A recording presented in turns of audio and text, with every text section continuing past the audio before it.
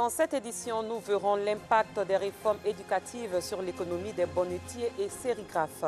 Le chef autoproclamé de l'armée nationale libyenne, le maréchal Khalifa Haftar, se retire de ses fonctions militaires en vue de la présidentielle.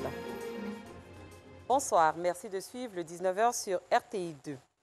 Les bonnetiers et sérigraphes connaissent une baisse au niveau de leurs activités. En cause, la suppression des frais annexes dans les établissements par le gouvernement. Les acteurs de la bonnetterie ont planché sur cette question lors d'un point presse. C'était hier à l'hôtel communal. On en sait plus avec Rosemont Kini et Joël Gosset. Voici quelques gestes qu'il faut pour imprimer un polo. Ce sont des étapes de la sérigraphie manuelle, une technique qui permet de confectionner tout type de support, notamment des tenues sportives scolaires. Depuis la suppression des frais annexes dans tous les établissements par la ministre de l'Éducation nationale et de l'alphabétisation, Mariatou Koné, ce secteur a pris du plomb dans l'aile. Les directeurs pour nous envoyer les marchés pour qu'on puisse travailler en toute tranquillité. Mais vu la réforme d'aujourd'hui, vraiment, c'est très très dur pour nous. Aujourd'hui, c'est des pères de famille qui vivent ici, qui travaillent avec nous. Aujourd'hui, vous voyez les machines sont vides. La sérigraphie, tout est vide. Aujourd'hui, nous vivons vraiment difficilement. Par contre, on paye impôts. On paye les tasses. Avec le ralentissement de leurs activités, le groupement des acteurs de la bonnetterie et de la sérigraphie en Côte d'Ivoire veut se faire entendre par les décideurs afin que ceux-ci se penchent sur le cas. La conférence que nous avons tenue aujourd'hui, c'est pour faire vraiment un plaidoyer auprès des différentes autorités concernant le cas spécifique des maillots et des macarons. Parce que ce sont des outils d'identification des élèves. Concernant le maillot particulièrement, c'est un outil didactique au même titre que le livre de mathématiques pour le projet DPS. Donc quand on dit de ne plus vendre un maillot à l'élève, ça dit qu'il est libre d'aller payer sur le marché. Donc ça va poser un problème d'harmonie. Aujourd'hui, notre cri de cœur à Madame la ministre, c'est de comprendre que les maillots DPS n'étaient pas le problème même en tant que tel et qu'il fallait trouver peut-être la mesure la plus juste pour que ça arrange et seulement les parents d'élèves et nous aussi, qui avons fait de ça un métier. Selon le GAPSI, le secteur représente environ 6 000 acteurs, dont 1 150 entreprises qui emploient 5 à 50 personnes. Créé en 2012, le groupement des acteurs de la bonnetterie et de la sérigraphie en Côte d'Ivoire a pour but de promouvoir le milieu de la bonnetterie et de la sérigraphie, puis tenter de trouver des solutions aux problèmes qui minent le secteur. Le village d'Abata, dans la commune de Bégerville, a vibré au rythme de l'Acofest, premier festival du chantre Ariste, moment de louange et d'adoration, mais également d'enseignement sur les missions des chantres Ariste. L'ambiance avec Clément Beaucoup. Au son des castagnettes, tambours et autres instruments de musique, les fidèles de l'église du Christ, mission Ariste, dite église Ariste, louent Dieu à travers des cantiques chantés en majorité dans leur langue maternelle. Une particularité des chantres Aris, célébrer ce jour à travers un festival. Dénommé Hakofest, il est le premier festival du chantre Aris.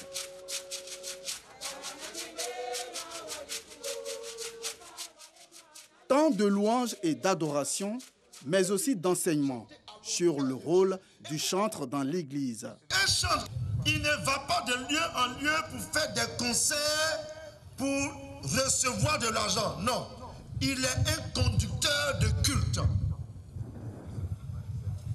Il est réservé pour la louange dans la maison de Dieu. Représentant le patriarche mondial de l'église du Christ, mission Aris, dite église Aris, à ce festival, le prédicateur supérieur Yaba Manto Jean-Baptiste a encouragé les chantres dans cette initiative.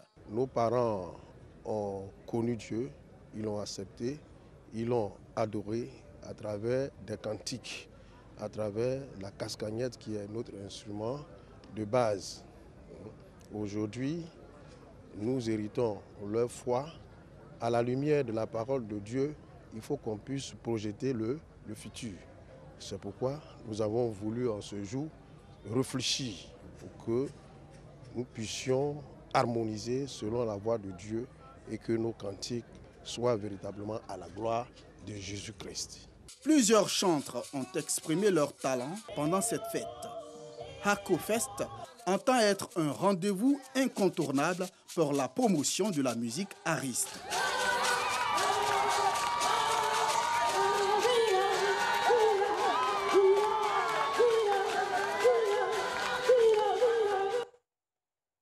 On connaît depuis hier le top 10 des artistes ivoiriens. Il a été rendu public par le Burida, Bureau ivoirien des droits d'auteur, lors de cette trimestrielle. Une occasion pour les responsables de cette structure de faire le point de la répartition des droits d'auteur et droits voisins. Anissette Konon. Faire le point sur les statistiques de la répartition des montants des droits d'auteur et des droits voisins à la date du 15 septembre 2021. Le Bureau ivoirien des droits d'auteur, Burida, a tenu par le biais de cette trimestrielle du Burida à porter à la connaissance de tous le top 10 des artistes de Côte d'Ivoire pour le deuxième trimestre de l'année en cours. 43 331 323 francs qui ont été mis en répartition en droits d'auteur et 60 221 623 francs qui ont été mis en répartition en droits voisins. En droits d'auteur, nous avons Toflodin Sourou Yao Parfait qui est Kedjevara, Ba Diezon Nessemon Vianney qui est Jim de VDA, Kouko Kore Samuel Pitch de VDA, Nguessan Baby Philippe Amessan qui est Baby Philippe. Occasion pour Flore Inipalé, directrice du service répartition, d'inviter les artistes à se mettre à jour vis-à-vis des documents administratifs pour leurs ayants droit. Quant aux différentes structures qui exploitent les œuvres des artistes, elle leur demande de s'acquitter des paiements de droits des artistes pour leur permettre d'en vivre. Certaines structures nous doivent même depuis 2019 jusqu'à aujourd'hui. Donc, les radios, les télévisions, les structures même de téléphonie que vous connaissez restent devoir également au Burida jusqu'à hauteur de 800 millions. Kevin Kofi, coordonnateur qualité du Burida, il a fait un rappel des missions de la Maison des artistes avant d'évoquer le plan d'action 2020-2023 que s'est assigné la direction générale. Ce rendez-vous sera de mise chaque trimestre afin de permettre aux artistes de vivre de leur œuvre d'esprit et rappeler surtout aux utilisateurs de se mettre en règle. Nous restons dans le domaine de la culture. On s'intéresse à la dédicace de l'œuvre Le fonctionnaire de Liburnie de l'auteur Pacom Christian Kipré. Ce roman de 236 pages aborde tout un pan de vie similaire à bon nombre de vies. Il fait revivre les joies et les peines des fonctionnaires dans les années 80 sous le règne du président Félix Houphouët-Boigny. Et c'est ce que nous expliquent Colette Ilboudo et Joël Gosset. L'écrivain Pacom Christian Kipré vient de publier un ouvrage intitulé « Fonctionnaire d'Liburnie ». Dans ce roman de 236 pages, l'auteur fait revivre les joies et les peines des fonctionnaires dans les années 80.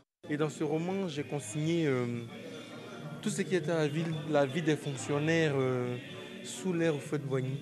Une vie mielleuse, une vie de gloire, j'ai envie de dire, sous le miracle ivoirien. Toutes ces familles qui ont fait vivre, qui ont fait rayonner nos villes. Et hier, les fonctionnaires, quand on les affectait aux confins du pays, ils étaient contents d'y aller. Aujourd'hui, ils ne sont pas contents d'y aller. Pourquoi? Parce que rien ne s'y passe. Alors, il y a quelque chose qui s'est passé. Il faut briser, il faut chercher à comprendre et puis donner à nos villes ce rayonnement d'antan. L'œuvre a été dédicacée en présence d'un parterre d'invités. Le livre, c'est par excellence le domaine qui peut permettre de réactualiser nos conceptions anciennes et de nous investir surtout dans la formation des mentalités. En tant que femme de lettres, j'ai un message qui est celui de lire, mais de lire tout ce que vous avez sous la main, mais de découvrir cet auteur-là, parce que cet auteur-là, quand il écrit, il défend des valeurs. En plus de la lecture, en plus de l'enrichissement de la lecture et des thématiques, il y a aussi des valeurs qu'on retient. Pacom Christian Kipré n'est pas sa première œuvre littéraire. Il est l'auteur de la trilogie Les traces d'une enfance hardie, à la suite de laquelle il a produit un autre recueil de nouvelles qui met en évidence les femmes dans leur lutte farouche pour s'affirmer. En sport football, le Bénin va abriter le match Côte d'Ivoire-Malawi prévu le 11 octobre 2021, comptant pour la 4e journée des éliminatoires de la Coupe du Monde. Cette annonce fait suite à la non-homologation du stade de Yamoussoukro par la CAF, Confédération africaine de football, après l'inspection du site. Plus loin, 22 septembre 1960, 22 septembre 2021, cela fait 61 ans que le Mali est indépendant. Une commémoration qui intervient dans un contexte sécuritaire fragile. Le président Assimi Goïta annonce le renforcement de capacité des forces armées maliennes. Il est resté plus que sobre sur les deux grands dossiers qui agitent le pays, la date des futures élections et la polémique autour d'une possible signature d'un accord avec le groupe Wagner, société privée russe de sécurité. À Bamako et à l'intérieur du pays, tous aspirent à un changement. Pour de nombreuses personnes, plus de 60 ans après, le Mali a encore du chemin à faire.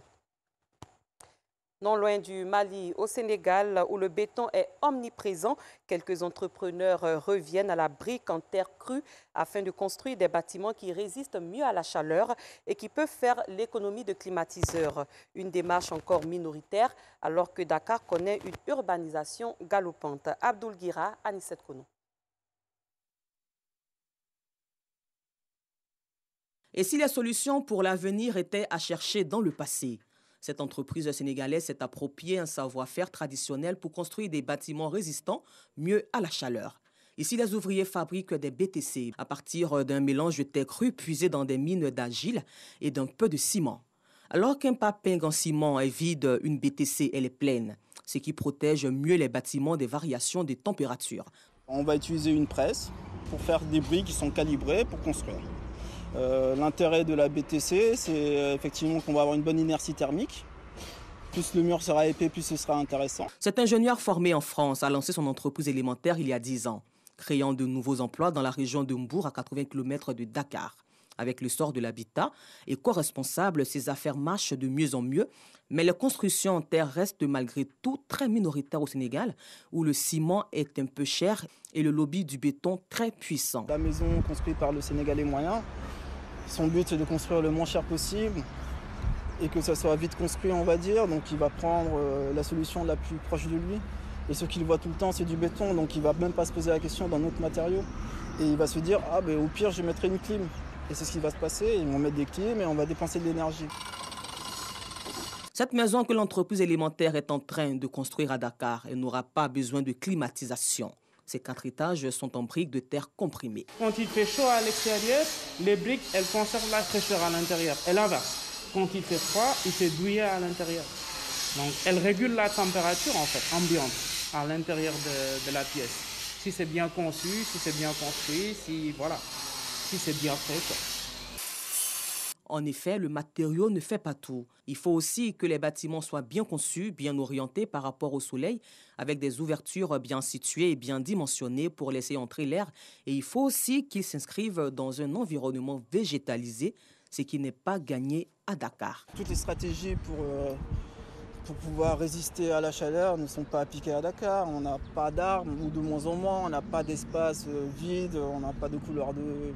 Voilà, tout est minéralisé, les sols sont minéralisés, donc on a une réflexion du béton partout sur l'espace extérieur, donc on a une chaleur partout.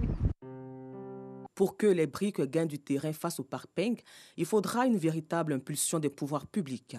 Mais on est loin pour l'instant. La plupart des clients d'élémentaire sont de riches particuliers, confrontés à une urbanisation galopante. L'État, lui, continue de privilégier le béton. Aujourd'hui, plus d'un Sénégalais sur 2 habite en ville.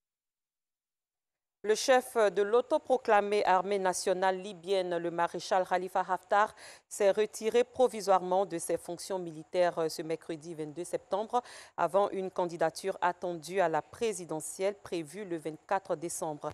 Cette annonce officielle intervient 2 semaines après l'adoption d'une loi électorale controversée qui permet à Khalifa Haftar de se porter candidat à la présidentielle et de pouvoir retrouver son poste militaire s'il n'était pas élu. Depuis la chute du régime de Muammar Kadhafi en 2011, la Libye est en proie à des violences et à des luttes entre pouvoirs rivaux dans l'Est et l'Ouest du pays. Fin de cette édition. Merci de votre aimable attention. Excellente fin de soirée. Je vous retrouve demain pour un autre journal. Au revoir.